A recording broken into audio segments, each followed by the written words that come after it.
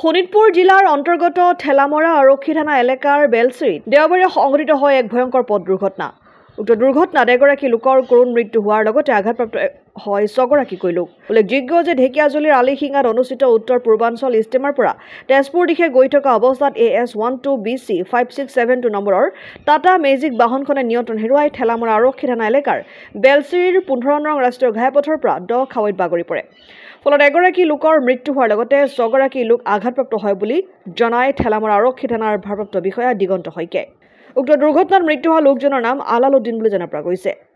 ঢেকিয়াজুলিত অনুষ্ঠিত হোৱা ষ্টেমাৰৰ পৰা ভক্তসকল নিজ নিজ বাকৰিঘৰলৈ গৈ থকা অৱস্থাত বেলচিৰি ব্ৰিজৰ ওচৰত এখন মেজিক ৰাস্তাৰ পৰা তললৈ বাগৰি পৰে আৰু বাগৰি পৰাৰ ফলত 6জন মানুহৰ আঘাতপ্ৰাপ্ত হয় আৰু এজন হস্পিটেললৈ নিয়া হৈছিলে যদিও তাত মৃত বুলি ঘোষণা কৰে।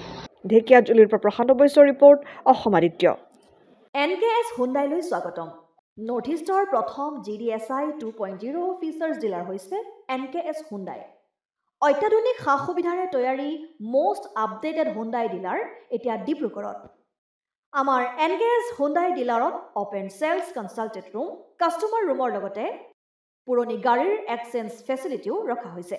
ইয়াত সেলছৰ লগতে সাৰ্ভিস সেক্টৰৰ সুন্দৰ সুবিধা আছে। প্ৰয়োজনীয় সকলো এডভান্স টুলছ, হুইল বেলেন্সিং, এলাইনমেন্টৰ অত্যাধুনিক machine, post hydraulic lift, fully trained man পাৱাৰৰ লগতে nitrogen gas filling facility, fully automatic car ৱাছৰ ফেচিলিটিও আছে। লগতে NKS হুণ্ডাই ডিলাৰে কাষ্টমাৰসকলৰ সুবিধাৰ্থে মোবাইল সাৰ্ভিস ভেনৰো ব্যৱস্থা ৰাখিছে, য'ত হাইড্ৰলিক লিফ্ট, ৱাছিং facility, wheel balancing, tyre pressure check কৰাৰ লগতে বহুখিনি সুবিধাই উপলব্ধ আছে। NKS হুণ্ডাইলৈ আহক আৰু সুবিধাসমূহ গ্ৰহণ কৰক।